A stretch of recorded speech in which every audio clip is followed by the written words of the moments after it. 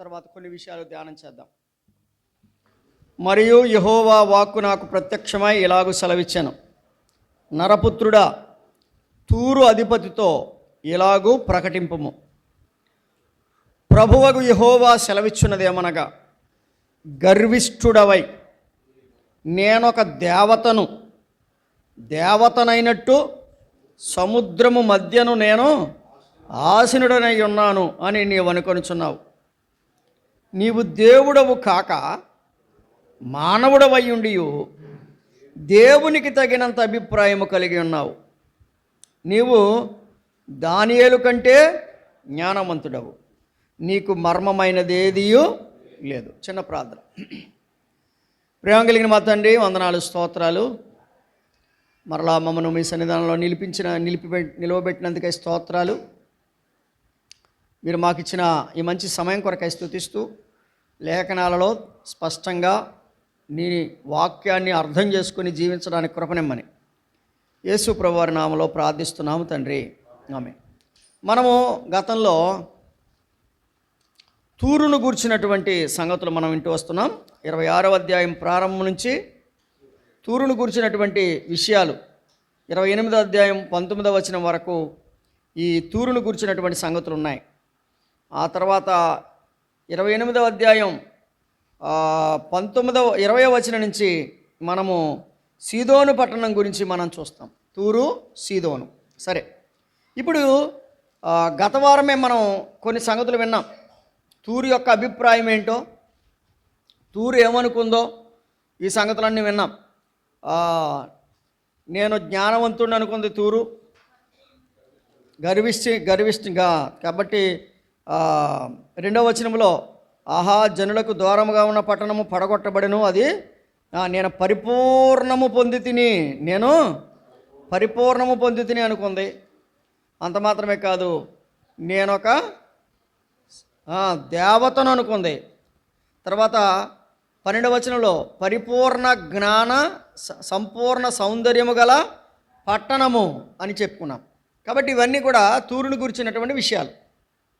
సరే, నేను చెప్పాను అప్పుడే, గతంలో మొన్న వారం చెప్పాను, 28వ అధ్యాయంలో సాతానుగాడు కనిపిస్తాడని.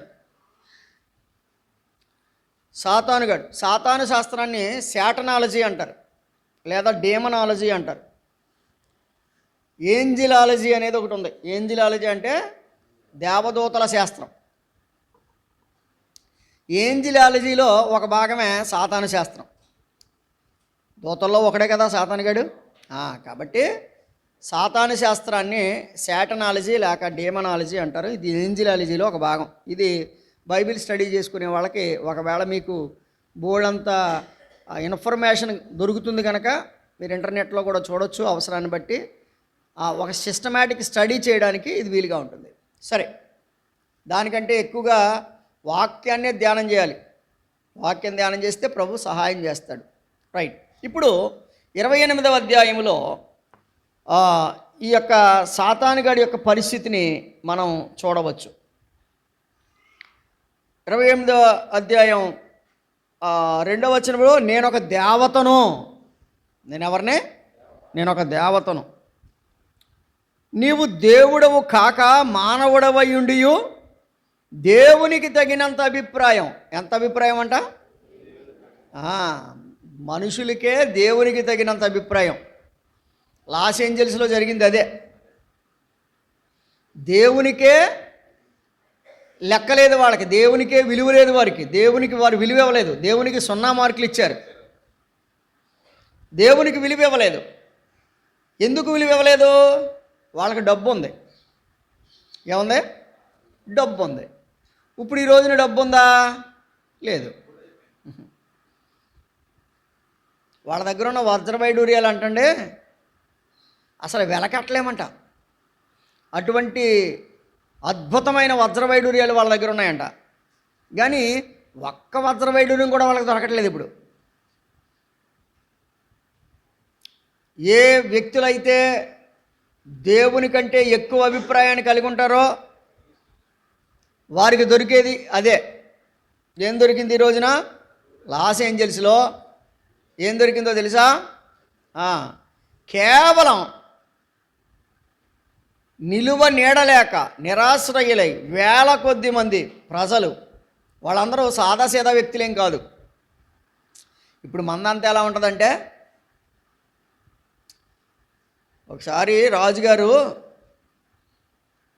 ఒక దారిలో వెళ్తున్నాడంట. ఒక దారిలో వెళ్తుంటే అందరూ వంగొంగి దండాలు పెడుతున్నారంట. రాజుగారు వెళ్తుంటే ఏం చేయాలి? నమస్కారం చేయాలి. అందరూ వంగొంగి దండాలు పెడుతున్నారంట. ఒకడు చెట్టు ఎక్కి కూర్చుని 2 అంకెలు ఎలా చూపెడుతున్నాడంట. చెట్టు ఎక్కాడంట. చెట్టు ఎక్కి ఇలాగంటాడంట. అంటే ఎలాగంటే అది ఇలాంటి విక్టరీ సింబల్ కదా, అప్పట్లో విక్టరీ సింబల్ కాదు అది. ఇలాగంటాడంట. మంత్రి గారిని అడిగాడంట. మంత్రి గారు పక్కనే కూర్చుంటాడు కదా రాజుగారి పక్కనే. ఏం మంత్రి, ఏంటి ఆడి సంగతి ఏంటి? అందరూ వంగొంగి దండాలు పెడుతుంటే ఆడు ఏంటి చెట్టు ఎక్కి ఇలా అంటున్నాడు ఏంటంటేనే, లేదు మహాప్రభు, ఆడికి ఇంకా 2 నెలలకి సరిపడగా ఫుడ్ ఉందంటే 2 నెలల దాకా దిగిరాడంటండి అన్నాడంట. సరే ఇప్పుడే దించండి అని తీసి అవతల పడేయండి అన్నాడంట. అర్థమైందా? ఇప్పుడే దించి తీసేయండి అన్నాడంట. అర్థమైందా? కాబట్టి నాకు 2 నెలలకు ఉంది, 2 సంవత్సరాలకు ఉందంటే కుదరదు. ఒక ఆయన కూడా ఎలా అనుకున్నాడు, నా ప్రాణమా అనేక సంవత్సరములకు కదా. ఎన్ని సంవత్సరాలకే? ప్రాణమే గొప్పదనుకున్నాడు కానీ ప్రభువు గొప్పవాడు అనుకోలేదు. కాబట్టి ఈ 28వ అధ్యాయంలో సాతానుని యొక్క ప్రత్యక్షత, అంటే సాతానుని యొక్క పరిస్థితులు ఎలా ఉన్నాయో చూద్దాం రండి. 28వ అధ్యాయం 13వ వచనం లేక 12వ వచనం. నరపుత్రుడా, తూరు రాజును గూర్చి అంగలార్పు వచనమెత్తి ఇలాగు ప్రకటింపము. ప్రభువైన యెహోవా సెలవిచ్చున్నదేమనగా, పూర్ణ జ్ఞాన సంపూర్ణ సౌందర్యము గల కట్టడమునకు మాదిరివి దేవుని తోటయగు ఏదేనులో నీవుంటివి. మాణిక్యము, గోమేధికము, సూర్యకాంతమణి, రక్తవర్ణపు రాయి, సులిమాని రాయి, మరకతము, నీలము, పద్మరాగము, మాణిక్యము అను అమూల్య రత్నములతోనూ బంగారముతోనూ నీవు అలంకరింపబడి ఉన్నావు. నీవు నియమింపబడిన దినమున పిల్లన గ్రోవులు వాయించువారు నీకు సిద్ధమైరి. అభిషేకము నొందిన కెరూబువై ఒక ఆశ్రయముగా ఉంటివి, అందుకే నేను నిన్ను నియమించి తిని. దేవునికి ప్రతిష్ఠింపబడిన పర్వతము మీద నీవుంటివి, కాలుచున్న రాళ్ల మధ్యను నీవు సంచరించుచుంటివి. నీవు నియమింపబడిన దినము మొదలుకొని పాపము నీ యందు కనబడు వరకు ప్రవర్తన విషయములో నీవు యథార్థవంతుడుగా ఉంటివి. ఇది సాతాను గారి యొక్క హిస్టరీ. సాతాను గారి హిస్టరీ ఏంటంటేనండి, 15వ వచనంలో నియమింపబడ్డాడు అని వ్రాయబడింది. మూల భాషలో బారా అన్నాడు. బారా అంటే సృజించబడుట అని అర్థం. దేవుడు సృజించాడు. ఎవరిని? సాతానుగాడిని సృజించలేదు, దూతగా సృజించాడు. కాబట్టి నియమించాడు అని మనం చూస్తున్నాం. 14వ వచనంలో అభిషేకించాడు అని చూస్తున్నాం కదా. 14వ వచనంలో ఏం చేశాడు? అభిషేకించాడు అని చూస్తున్నాం. 13వ వచనంలో అలంకరించాడు అని చూస్తున్నారా? కింద నుంచి పైకి వెళ్ళాను అంతే, ఏం తేడలేదు. 15వ వచనంలో నియమించాడు, 14వ వచనంలో అభిషేకించాడు, 13వ వచనంలో అలంకరించాడు. ఇవన్నీ వినాలి. ఒకటి, నియమించింది ఎవరు? దేవుడు. అభిషేకించింది ఎవరు? దేవుడు. అలంకరించింది ఎవడు? దేవుడు. నియమించి అభిషేకించి అలంకరించిన దేవుడు ఇన్ని సంగతులు నీకు చేస్తే నువ్వేం చేశావు? చూడండి 15వ వచనం. నీవు నియమింపబడిన దినము మొదలుకొని పాపము నీ యందు కనబడు వరకు. ఏం కనబడిందంట?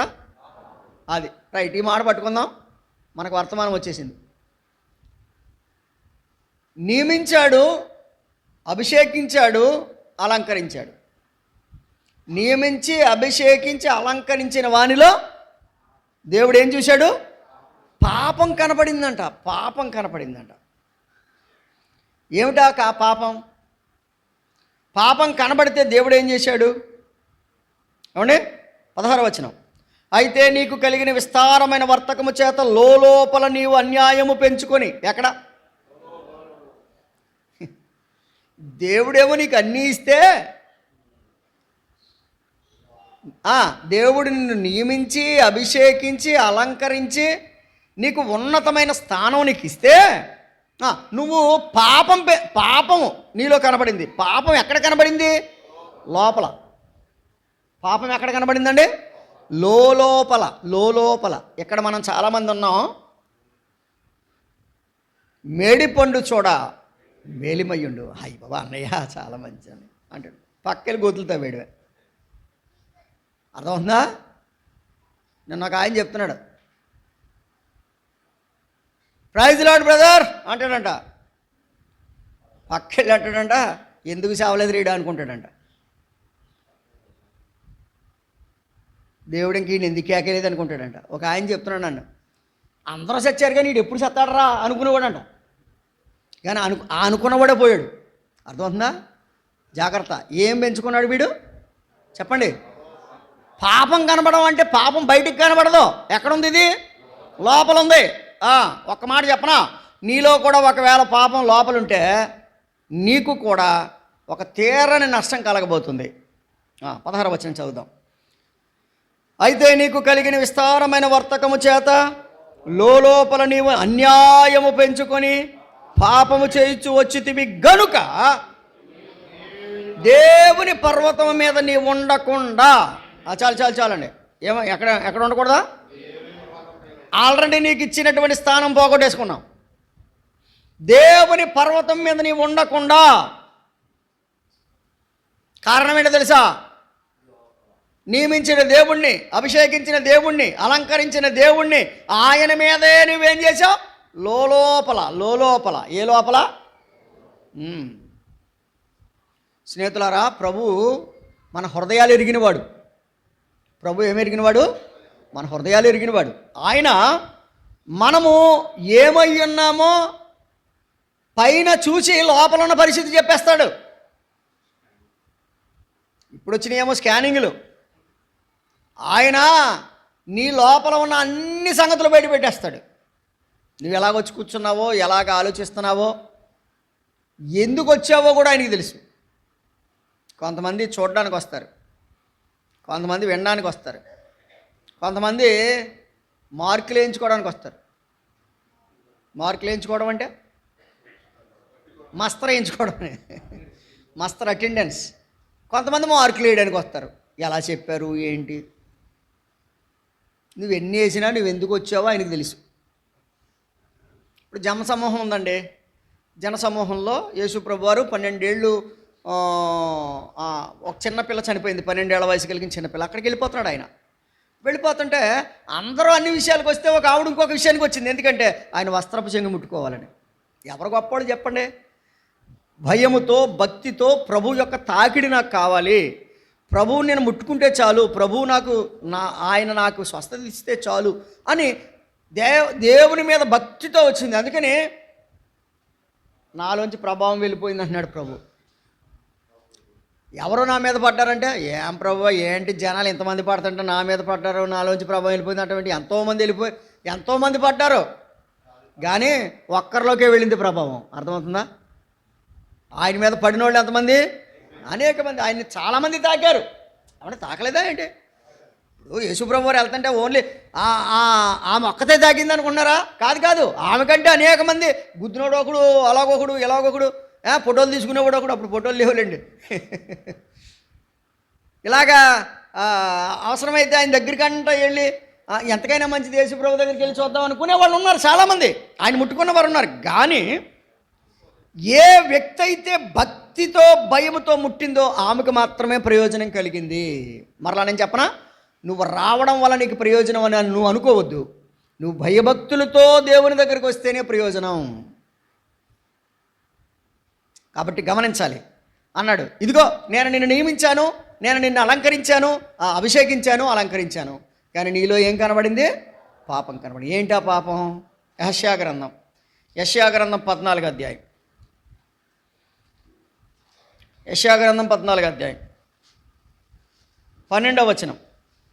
యెషయా గ్రంథం 14:12. తేజో నక్షత్రమా, ఏమండి ఏ చుక్క? వేకువ చుక్క. నీవెట్లు ఆకాశము నుండి పడితివి. ఏమన్నాడు 16వ వచనంలో? నీవు ఉండకుండా అన్నాడు కదా. ఎక్కడ ఉండకుండా? యెహెజ్కేలు గ్రంథం 28వ అధ్యాయం 16వ వచనంలో అన్నాడు, దేవుని పర్వతము మీద నీవు ఉండకుండా అన్నాడు. అంటే దేవుని పర్వతం మీద ఉండకుండా ఉంటే పోనీ ఏమైనా శని పర్వతం మీద నిలబెట్టాడా? లేకపోతే ఇంకొక నెప్ట్యూన్ మీద పెట్టాడా? లేకపోతే శాటర్న్ మీద పెట్టాడా? యురేనస్ మీద పెట్టాడా? లేదు.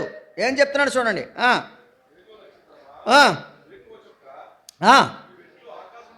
అంతే. నీవెట్లు ఆకాశము నుండి పడితివి అంటే దాని అర్థం ఏంటంటే, నిన్ను ఎవరు పడేశారు? నీ పాపమే నిన్ను పడవేసింది. అర్థమవుతుందా? ఎవరు పడేశారు నిన్ను పడేయాలని కాదు కదా దేవుడు నిన్ను నియమించింది. పడేయాలని కాదు కదా దేవుడు నిన్ను అభిషేకించింది. పడవేయాలని కాదు కదా నిన్ను అలంకరించింది. నిన్ను వాడుకోవాలని, నీ ద్వారా మహిమ పొందాలని కదా దేవుడు అలంకరించాడు, వాడుకున్నాడు, లేక అభిషేకించాడు. మరి ఎందుకు పడిపోయావు నీవు? చెప్పాడు అక్కడ. పాపము నీ యందు కనబడింది. పాపము పైకి కనబడలా, లోపల. కాబట్టి నీవెట్లు క్రింద పడితివి అన్నాడు కదా. కింద పడితివి అని చెప్పి తర్వాత లైన్లో కొంచెం కఠినమైన పదం వాడాడు చూడండి. జనములను పడగొట్టిన నీవు. ఎవరిని పడగొట్టాడంట?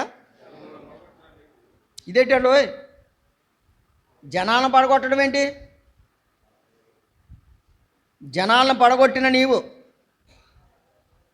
అక్కడ జనములు అంటే అక్కడ దూతలు అని అర్థం. కొంతమంది దూతలను పడగొట్టాడు వీడు. కొంతమంది వ్యక్తిని ఈ రోజున కూడా జనాలను పడగొడుతున్నాడు కదా. వీడి పని ఏంటి? జనాలను పడగొట్టడమే. జనములను పడగొట్టిన నీవు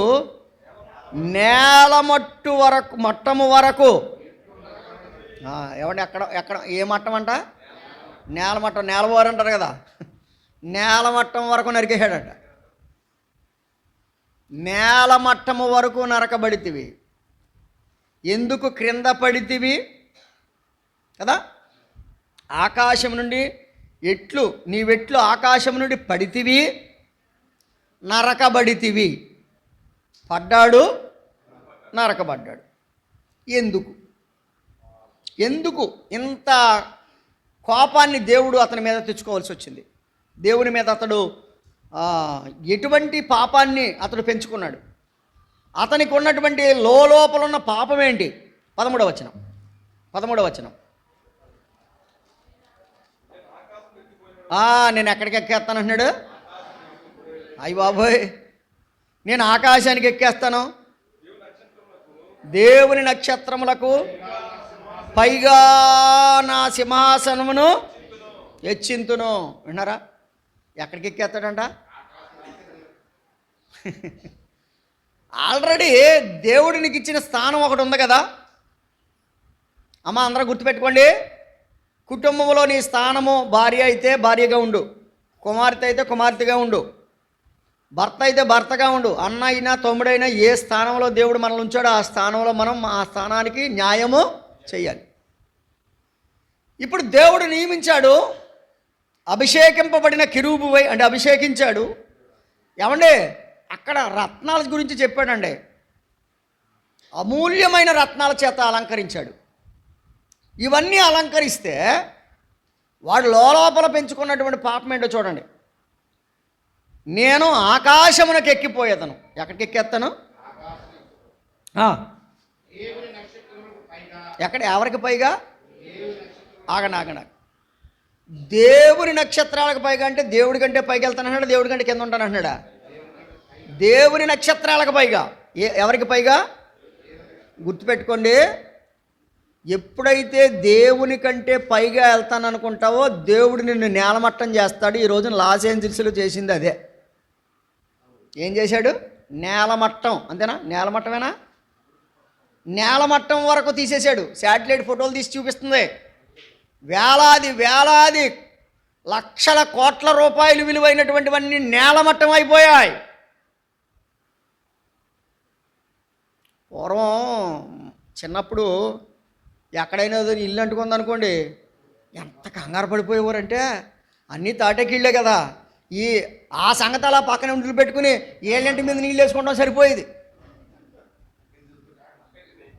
అనేవారు. అప్పుడు ఒరే బాబోయ్, చేట కానీ జల్లిడి కానీ మాత్రం అంటుకోకూడదురా అనేవారు. చేట కానీ జల్లిడి అంటుకోకూడదు. జల్లిడి అంటుకుందంటే అది ఏం చేస్తే గేరా తిరిగి వెళ్ళి మళ్ళీ ఎక్కడ అడితే అక్కడ మొత్తం దాన్ని అడిచేద్ది అక్కడ. ఇప్పుడు 3 పక్కలని జల్లిళ్ళు అంటుకున్నాయి. అక్కడ నవ్వడం కాదు విషయం, 3 పక్కలని ఏమంటుకుందో తెలీదు. ఏమండి, అసలు ఆపుదామంటే పాపం వాళ్ళ చేతిలో ఎన్ని ఆయుధాలున్నా, ఎన్ని రసాయనాలున్నా, ఎంత టెక్నాలజీ ఉన్నా ఆపలేకపోతున్నారు. కారణం ఏంటో తెలుసా? ఎక్కిపోయేదను. ఎక్కడికి ఎక్కేస్తారు? దానికి ఒక పేరు ఉందంటండి, గాడ్లెస్ టౌన్. ఆ టౌన్ పేరేంటి? Godless town. అంటే దేవుడు లేని పట్టణం. మరి ఇప్పుడు దేవుడు ఎలా ఉన్నాడో చూపిస్తున్నాడు. స్నేహితుడా, ఒక్క మాట చెప్పనా, నువ్వు కూడా గాడ్లెస్ మ్యాన్ ఏమో. గాడ్లెస్ టౌన్కి తీర్పు వచ్చింది కదా, మరి గాడ్లెస్ మ్యాన్కి తీర్పు రాదా? మరి ఇంకా ప్రభు నీలో ఉన్నాడా? ఉన్నట్టుగా ఉన్నాడు అనుకుంటున్నావా? కొంతమంది రాత్రి నిన్న ఎవరిని అడిగితే అంటాడు, యేసుప్రభు నమ్ముకున్నావా అంటే బాప్తీసం తీసుకుందాం అనుకుంటున్నాను. ఒరే బాబు, అలా కాదు, యేసుప్రభు నమ్ముకున్నావా అని అడిగాను నేను. బాప్తీసం తీసుకుందాం, ఇంకా అదే మాట్లాడి బాప్తీసం తీసుకుంటాడంట, దేవుడు నమ్ముకోడు. అంటే బాప్తీసం తీసుకోవడం అంటే ఏంటనుకుంటున్నారు వీళ్ళందరూ? ఏదో ముద్ర, ఓహో క్రిస్టియన్ ముద్ర. కొంతమంది బాప్తీసం తీసుకుని ఆ బాప్తీసం ముతుకులో శుభ్రంగా పాపం చేస్తున్నారు హాయిగా. కళ్ళు మూసుకుని పిల్లి పాలు తాగినట్టుగా, నాకే తెలుసు ఇంకెవరికీ తెలియదు, ఇది మా ఇద్దరి మధ్య ఉందనుకుంటున్నారు. దావానంలాగా వ్యాపించేసింది ఇది, అందరికీ తెలిసిపోయింది. ఏదో రోజున బయటపడితే ఆ రోజు నువ్వు పారిపోతావు. జాగ్రత్త, చాలా జాగ్రత్త. భక్తి జీవితం అంటే చిన్న విషయం కాదు. పాపముల మునిగిపోవడానికి బాప్తిసం అనేది ఒక సీల్ కాదు. అర్థం చేసుకోండి. కొంతమంది ఎవరైనా బాప్తీసం తీసేసుకున్నట్టు ఇంకా పాపం చేయడు అనుకుంటున్నారు చాలామంది. కాదు, కావాలని దీని బాప్తీసం కూడా ఎంతమంది ఎందుకు తీసుకున్నారు తెలుసా? పాపం చేయడానికే బాప్తీసం తీసుకునేవాళ్ళు కొంతమంది ఉన్నారు. ఇది మాట ఎందుకు చెప్తున్నాను తెలుసా? నేను కొన్ని విషయాలు వినడం ద్వారా మనసు చలించిపోతుంది. లోపల పాపం పెంచుకుంటే ప్రభు ఊరుకుంటాడా? తెలియకుండా, తల్లిదండ్రులకు తెలియకపోవచ్చు, పెద్దలకు తెలియకపోవచ్చు కదండి. నిజంగా అంటాను, ఆ పాపం మిగిలిన దోతలకు కూడా తెలియదు ఆ సంగతే. వీడికి లోపల ఏముందో వాడిది మిగిలిన దోతలకు కూడా తెలియదు. ఏం చేశాడంటే అందరిని మోసం చేశాడు వీడు. ఆకాశమునకి ఎక్కిపోయేదను, దేవుని నక్షత్రములకు పైగా కదా. ఎక్కడికంట చదవండి. దేవుని నక్షత్రములకు పైగా నా సింహాసనమును హెచ్చింతును. ఇప్పుడు సింహాసనం ప్రభుతో దేవునితో సమానమైన సింహాసనం అన్నాడా? పైన వేద్దాం అన్నాడు. సింహాసనం పైన వేసేద్దాం.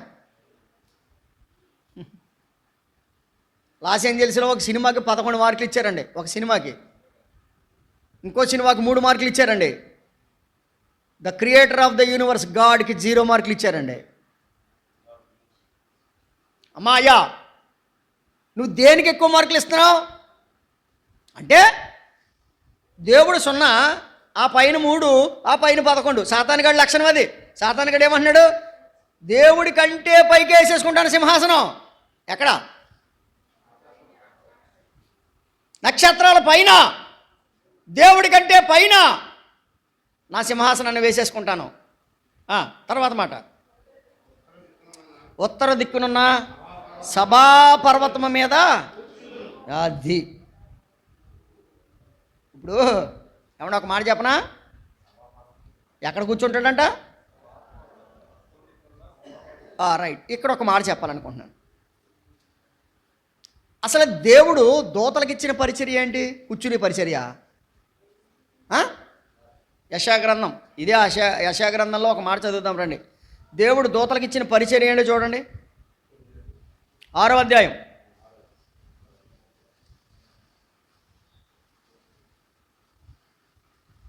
2వ వచనం. ఆయనకు పైగా శరాపులు ఆగండి ఏం చేశారంట? మరి ఈడేమంటున్నాడు? కూర్చుంటాను అన్నాడండి. దేవుడు నీకు ఏ డ్యూటీ ఇచ్చాడు చెప్పాలి? నిలిచి ఉండే డ్యూటీ. మరి నువ్వేమంటున్నావు? మీకు అందరికీ చెప్పానే లేదో, మరి ఇంకోసారి చెప్తాను జాగ్రత్తగానండి. ఇలా కథలు చెప్తే నేనంటారు మీరు.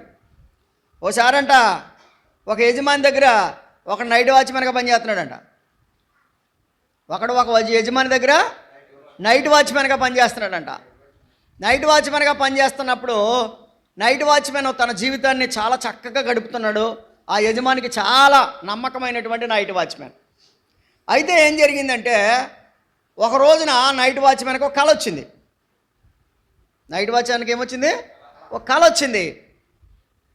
కళ వచ్చిన తర్వాత కళ్ళలోనూ తన యజమానుడికి కారు యాక్సిడెంట్ అయినట్టు, తన యజమానుడితో పాటు తన యజమానురాలు పిల్లలందరూ కూడా చనిపోయినట్టు,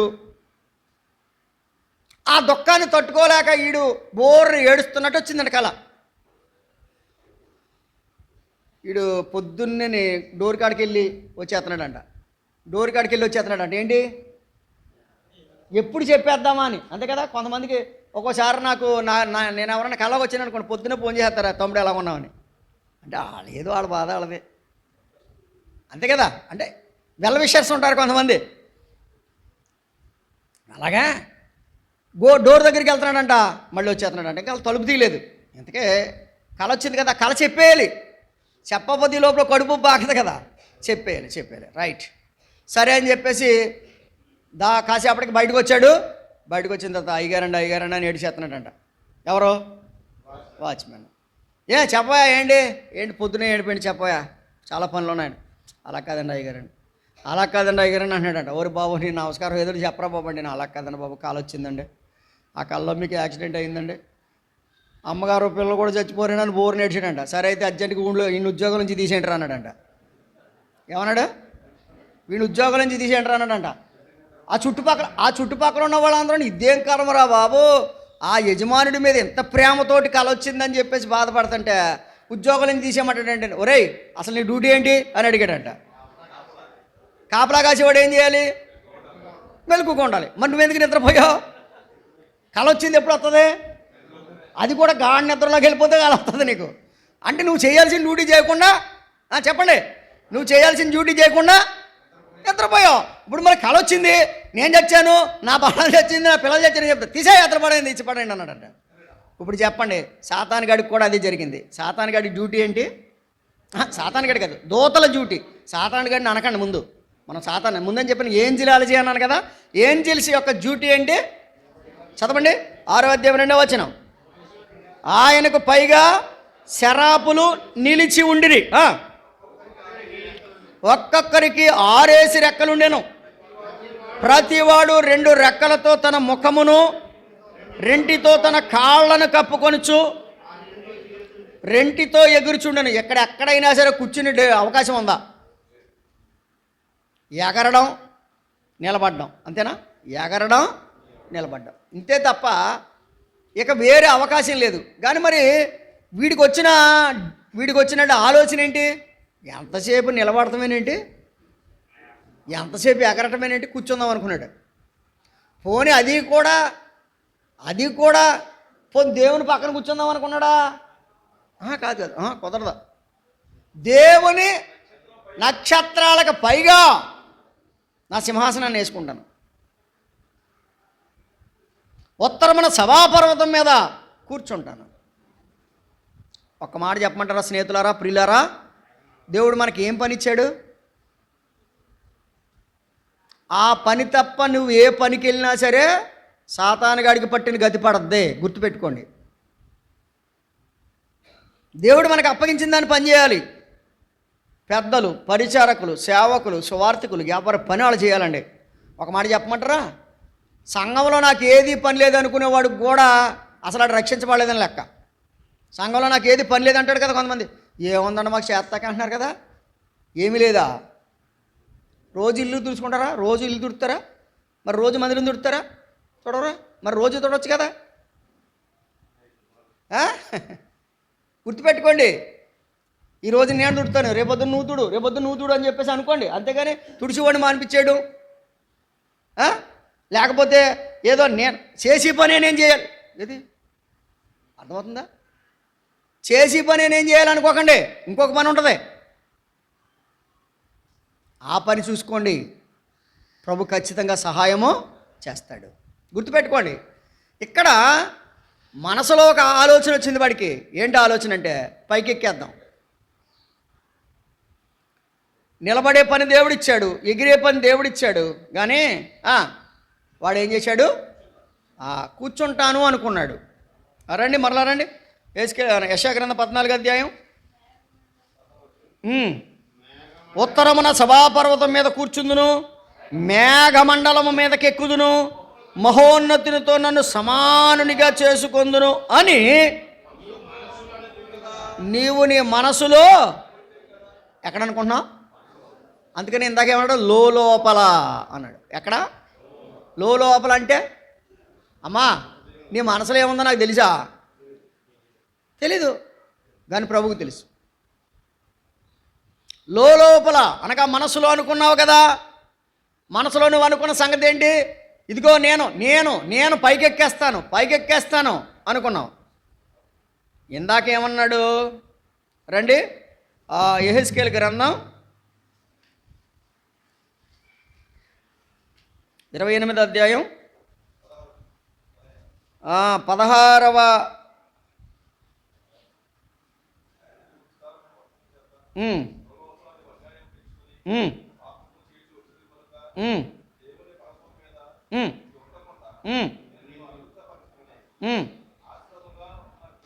ఆశ్రముగా ఉన్న కెరూబువై మండుచున్న కాలుచున్న రాళ్ల మధ్య నీవికను సంచరింపవు, నిన్ను నాశనము చేసేది. నిన్నేం చేశాను? ఇందాకేమో నేలమట్టం చేశాను అన్నాడు, ఇప్పుడు ఏమంటున్నాడు? నేలమట్టం అన్నాడా లేదా? నేలమట్టం చేశాను అన్నాడు. ఇప్పుడు ఏమంటున్నాడు? నాశనం చేశాను అన్నాడు. ఇప్పుడు మరలా యెషయా గ్రంథం 14వ అధ్యాయానికి రండి. యెషయా గ్రంథం 14వ అధ్యాయానికి రండి, 15వ వచనం చూడండి.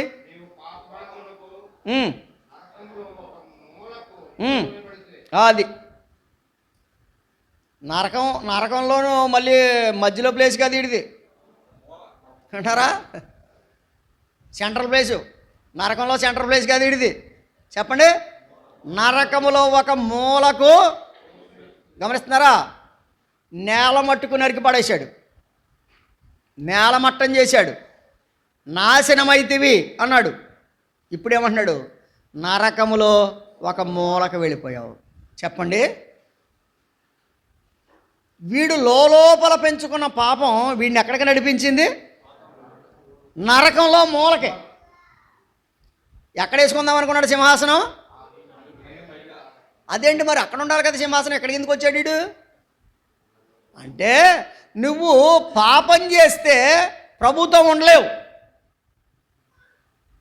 పాపం చేస్తే ప్రభుత్వం ఉండలేవు, పాపాన్ని ఒప్పుకుంటే ప్రభుత్వం ఉండగలుగుతావు.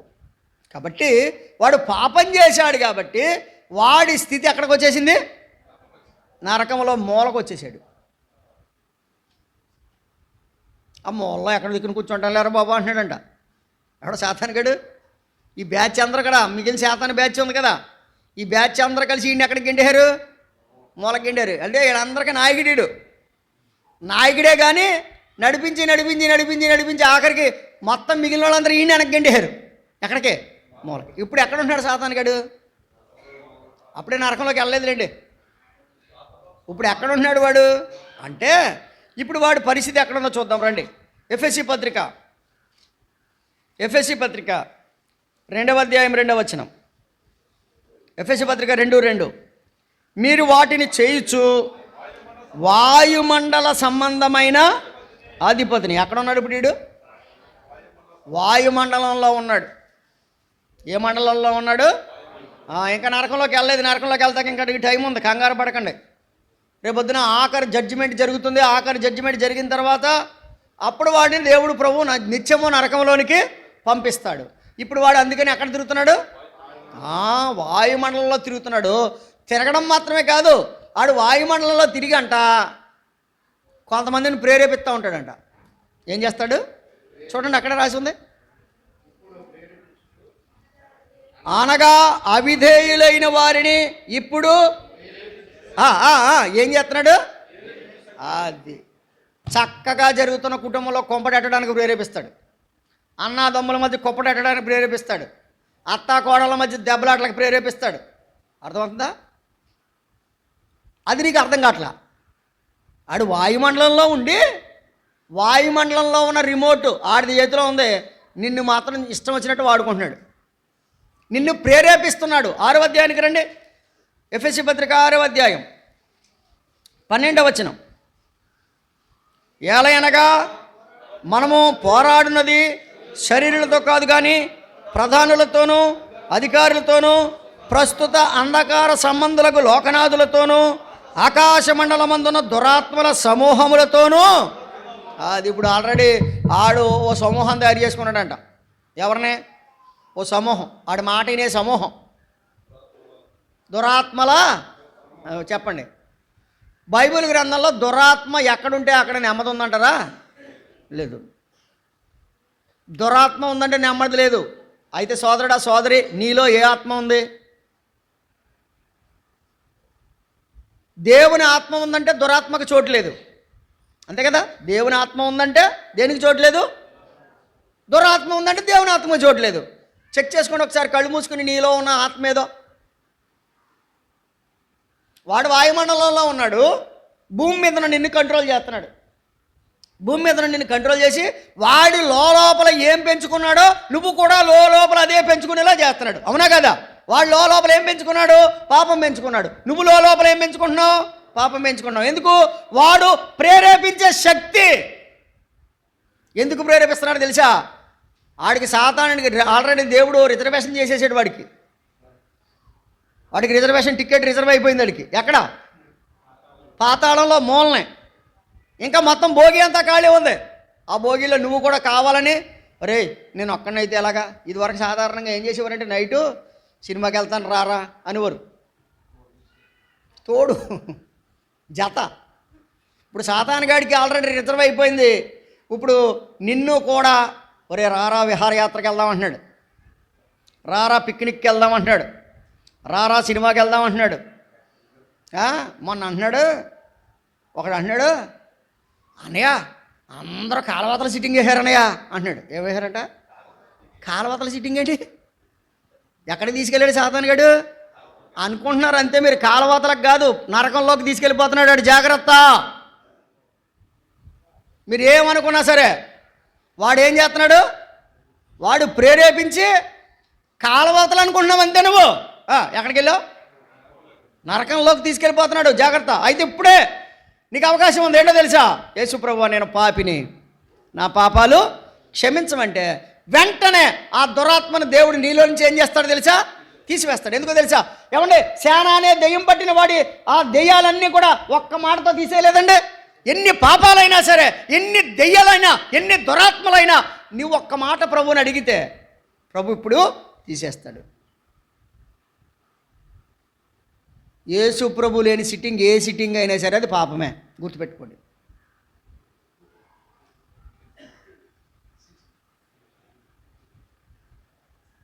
గుర్తుపెట్టుకోండి. ఎక్కడ ఇద్దరు ముగ్గురు నా నామమున, అది అది అది అవసరం మనకి. అది అవసరం.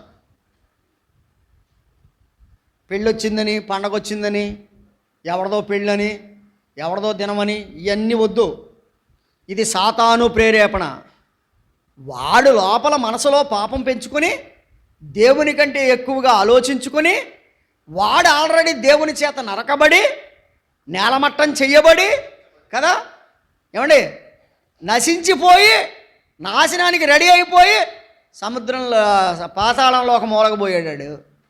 వాడు నిన్ను ప్రేరేపిస్తుంటే ప్రేమ కలిగిన ప్రభువు పిలుస్తున్నాడు నిన్ను. ప్రేమ కలిగిన ప్రభువు పిలుపుకి లోపడకుండా నిన్ను ప్రేరేపిస్తున్న సాతానుగాడి మీద నువ్వు ఆశ పెట్టుకుంటే నువ్వు కూడా వాడితోటి నరకానికి వెళ్ళిపోతావు కదా. వీడేం చేస్తాడో తెలుసండి? సాతానుగాడు బాగున్న వాళ్ళని పాడు చేస్తూ ఉంటాడు. అందుకని యోబు గ్రంథంలో మనం చూస్తాం, ఎక్కడి నుంచి వచ్చావురా అంటాడు, చెప్పాడు భూలోకంలో ఇటు అటు. యోబు గ్రంథం చూడండి, 1వ అధ్యాయం. వాయుమండలం నుంచి కిందకి దిగి వచ్చాడు కొంచెం. 1వ అధ్యాయం 7వ వచనం. నువ్వు ఎక్కడి నుంచి వచ్చిదివని. అది వాయుమండలంలో ఉన్న, వాయుమండలంలోంచి ఇంకా కొంచెం స్టెప్ కిందకి దిగాడు. ఇక్కడికి ఎక్కడ దిగాడు? భూమి మీద ఇటు అటు తిరుగులాడుచు అందులో సంచరించుచు. అది 22వ వచనం కూడా చదవండి.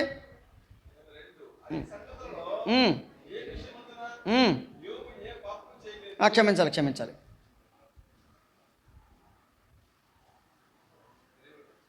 19వ వచనం.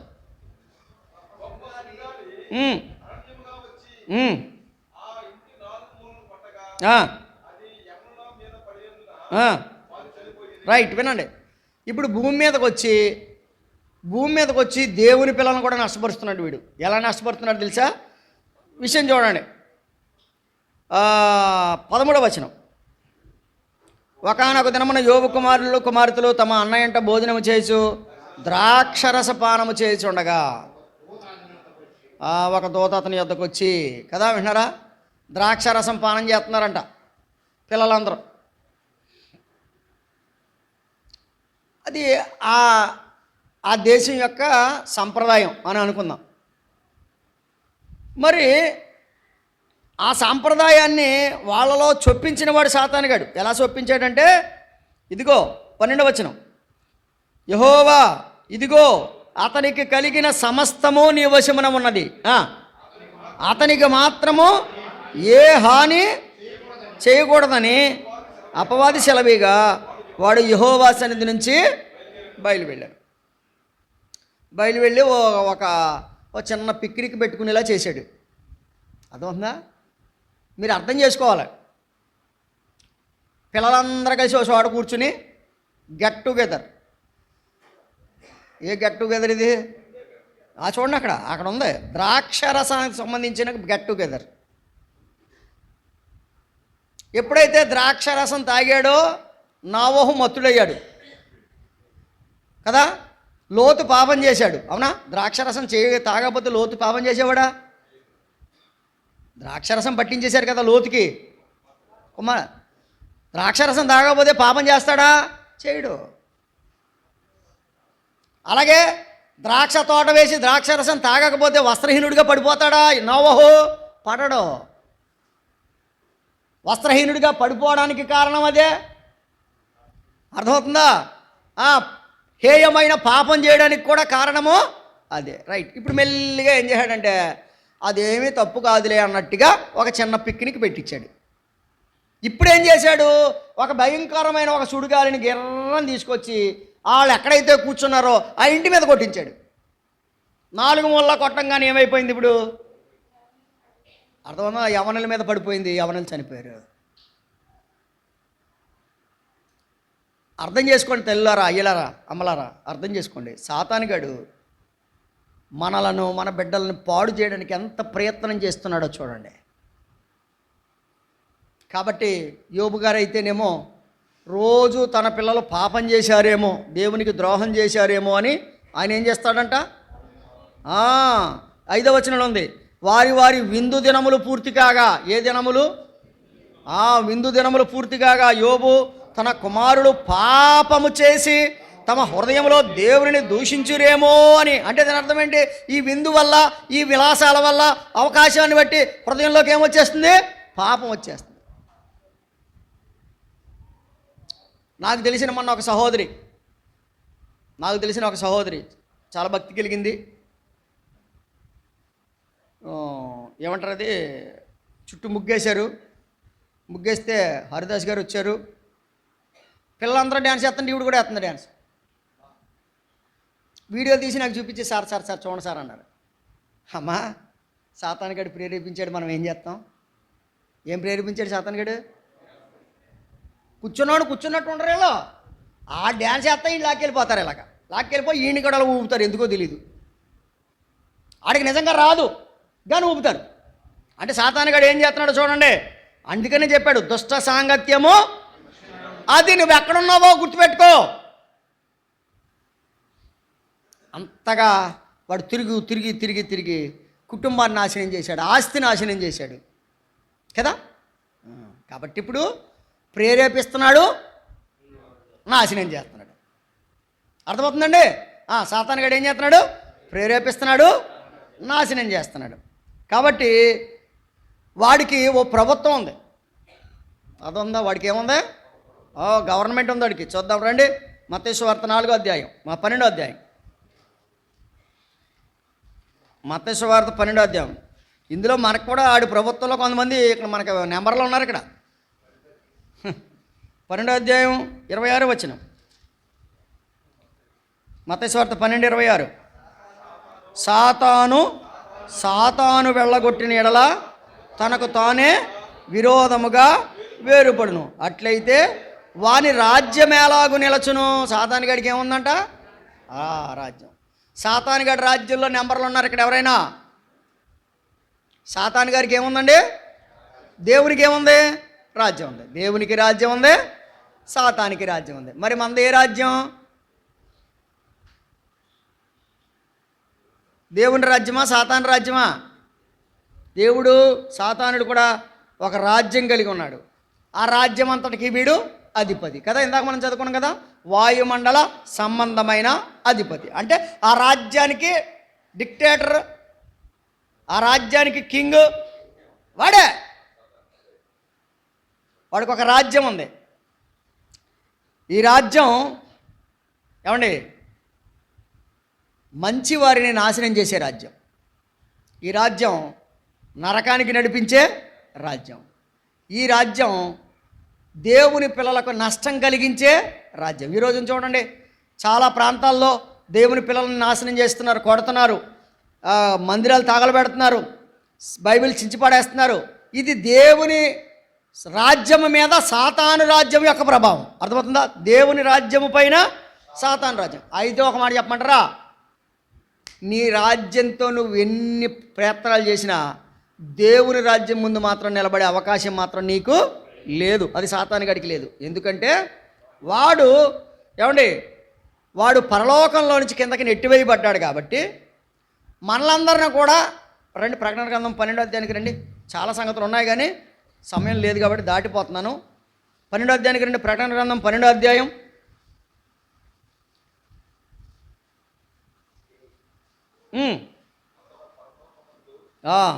అంతటా పరలోకమందు యుద్ధము జరిగెను కదండి. ఇందాక చెప్పాను కదా, సాతాను రాజ్యానికి దేవుని రాజ్యానికి యుద్ధం. ఇప్పుడు మిఖాయేలు అంటే దేవుని రాజ్యానికి సంబంధించిన వాడు, గుర్తుపెట్టుకోండి. అంతటా పరలోకమందు యుద్ధము జరిగెను, మిఖాయేలు అతని దూతలను ఆ ఘటసర్పముతో యుద్ధము చేయవలని ఉండగా. ఏమంటే ఆడి పేరేంటంట? ఘటసర్పం. యుద్ధము చేయవలని ఉండగా ఆ ఘటసర్పము దాని దూతలను యుద్ధము చేసిరి కానీ గెలవలేకపోయిరి. దేవునికి స్తోత్రం అండి. గమనిస్తున్నారా? యుద్ధము చేసిరి కానీ, సోదరుడా సోదరి, ఈ రోజున సాతాను రాజ్యం దేవుని రాజ్యం మీద ఎన్ని పన్నాగాలు పన్నినా, ఎన్ని బైబిల్ చించినా, ఎంతమంది దేవుని దాసులను కొట్టినా, ఎన్ని సత్యాలు తగలబెట్టినా, దేవుని వాక్యం చెప్పే సత్యం ఏంటో తెలుసా? ఘటసర్పమా, నువ్వు యుద్ధం చేస్తున్నావు కానీ ఓడిపోవడం మాత్రం ఖాయం. సాతానుడు ఓడిపోయాడు. వాడు ఓడిపోవడం మాత్రమే కాదు. చదవండి.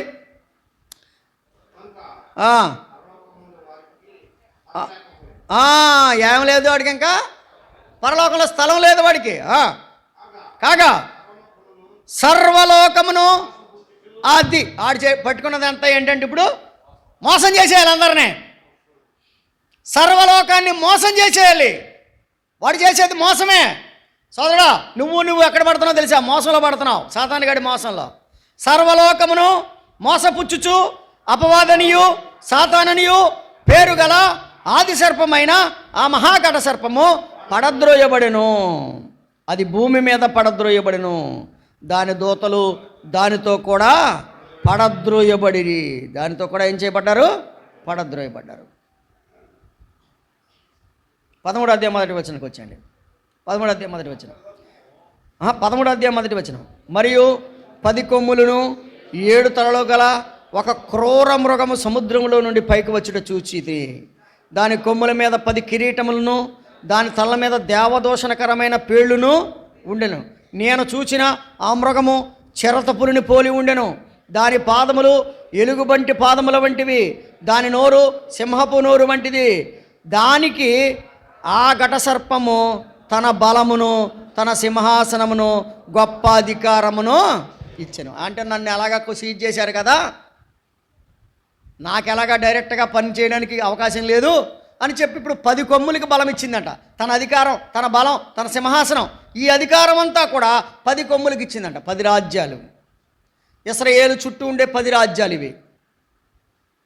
ఇశ్రాయేలు దేశం చుట్టూ ఉండేటువంటి 10 రాజ్యాలకి సాతానుగాడు ఫుల్ పవర్ ఇచ్చేస్తాడు.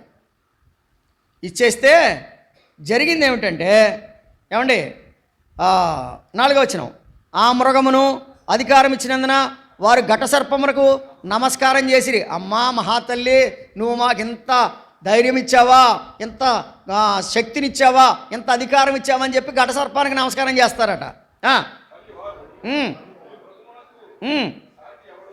ఈ మృగానికి సాటి ఎవడు కదా, అంతే కదా. అంటే సాతానుగాని హెచ్చించేటువంటి రాజ్యాలు. ఏ రాజ్యాలు అవి? సాతానును హెచ్చించే రాజ్యాలు. సాతానును హెచ్చించే రాజ్యాలు. 7వ వచనం, మరియు పరిశుద్ధులతో యుద్ధము చేయను, వారిని జయింపను, దానికి అధికారం ఇవ్వబడెను. పరిశుద్ధులతో యుద్ధం చేస్తారంట. జయించకూడదు. ప్రతి వంశము మీదను, ప్రతి ప్రజ మీదను, ఆయా భాషలు మాట్లాడే వారి మీదను, ప్రతి జనము మీదను అధికారము దానికి ఇవ్వబడెను. 8వ వచనం, భూనివాసులందరూ అనగా జగదుత్పత్తి మొదలుకొని వధింపబడిన గొర్రె పిల్ల యొక్క జీవగ్రంథమందు ఎవరి పేరు వ్రాయబడలేదో వారు ఆ మృగమునకు నమస్కారము. అది జీవగ్రంథమందు పేరు వ్రాయబడిన వాళ్ళు ఎవ్వరు నమస్కారం చేయరట. మిగిలిన ప్రపంచం అంతా కూడా ఆ ఘట సర్పానికి ఏం చేస్తారు? నమస్కారం చేస్తారు. 20వ అధ్యాయానికి రండి. 20వ అధ్యాయానికి రండి. మొదటి వచనం, మరియు పెద్ద సంకెళ్ల చేత పట్టుకున్న అగాధము యొక్క తాళపు చెవి గల ఒక దూత పరలోకము నుండి దిగివచ్చుట చూచితిని. అతడు ఆది సర్పమును అనగా అపవాదియు సాతాను అని ఆ ఘట సర్పమును పట్టుకుని 1000 సంవత్సరములు వానిని బంధించి అగాధములో పడవేశాను. ఎన్ని సంవత్సరాలు బంధించేశారంట?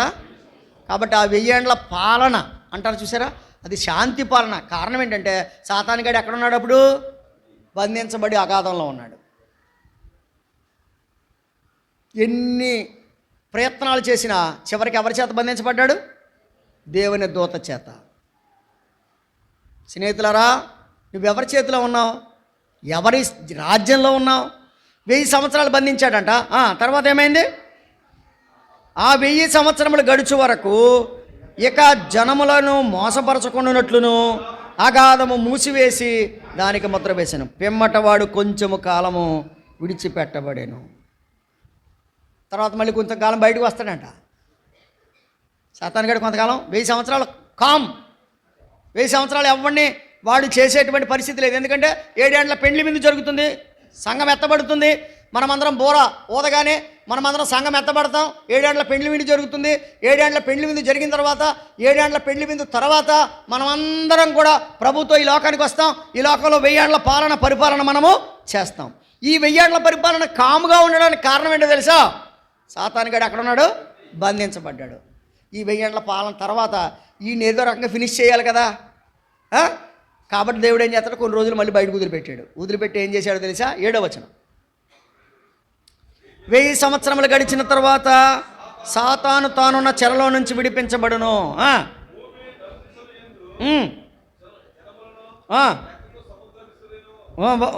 ఇసుక బలే ఉన్న గోగు మాగోగు అని వారిని మోసపరిచి మళ్ళీ బయటకు వచ్చాడు. మళ్ళీ ఏం చేస్తున్నాడు? బయటకు వచ్చి మళ్ళీ మోసం మొదలెట్టాడనా? మోసపరిచి వారిని యుద్ధము చేయుటకై పోగు చేయుటకై వాడు బయలుదేరును. వారు భూలోకమందంతటా వ్యాపించి పరిశుద్ధుల శిబిరమును ప్రియమైన పట్టణమును ముట్టడి వేయగా, వీళ్ళందరూ కలిసి ఏమండి రాజ్యానికి, 1000 ఏండ్ల పాలన రాజ్యానికి కేంద్రస్థానం యెరూషలేము. 1000 ఏండ్ల పాలన రాజ్యానికి కేంద్రస్థానం ఏది? యెరూషలేం పట్టణం మీదకి ఇసుక రేణువుల వలె వచ్చేస్తారంట. ఎందుకో తెలుసా? 1000 ఏండ్లు నన్ను బంధించారు కాబట్టి రండిరా యుద్ధం చేద్దామని చెప్పి గోగు బాగోగు అనే వారందరినీ పోగు చేసుకుని ప్రియమైన పట్టణం అనగా యెరూషలేం మీదకి యుద్ధానికి తీసుకుని వస్తాడు. ఎవడు? సాతానుడు. జరిగిందేంటి? 9వ వచనం, వారు భూమి అందంతటా వ్యాపించి పరిశుద్ధుల శిబిరమును ప్రియమైన పట్టణమును ముట్టడి వేయగా పరలోకము నుండి అగ్ని దిగి వచ్చి వారిని దహించాను. వారిని మోసపరిచిన అపవాది అగ్ని గంధకముల గుండములో వేయబడును. అయిపోయిందా? ఆడు పని అయిపోయిందా? ఏం చేయబడ్డాడు?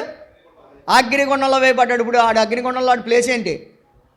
మూల సీట్, డ్రైవింగ్ సీట్ కాదు, మూల వేయబడేను. అచ్చట ఆ క్రూరముఖమును, అంటే క్రూరముఖం అంటే ఎవరు చెప్పాను కదా, 10 తలల క్రూరముఖం వచ్చింది కదా. ఈ 10 తలల క్రూరముఖం కూడా అక్కడ ఉండదంట. ఎందుకు తెలుసా? నమస్కారం చేశారు కదా వీళ్ళందరూ. అమ్మా నువ్వే ఇచ్చావు మాకు ఈ అధికారం, నీకే నమస్కారం అన్నారు కదా. ఈ క్రూరమృగమును అబద్ధ ప్రవక్తయు ఉన్నారు. వారు యుగ యుగములో రాత్రింబవళ్ళు బాధింపబడుదురు. 15వ వచనం, ఎవని పేరైనను జీవగ్రంథమందు వ్రాయబడినట్టు కనబడని ఎడల వాడు కూడా అగ్ని గంధకములతో మండే గుండములో. ఇప్పుడు చెప్పాలి, జీవగ్రంథంలో పేరు రాయించుకుంటే అగ్నిగుండంలోకి వెళ్ళే అవకాశం లేదు. నాకు జీవగ్రంథంలో పేరు వద్దంటే సాతానుగాడితో పాటు ఎక్కడ ఉంటావు నువ్వు?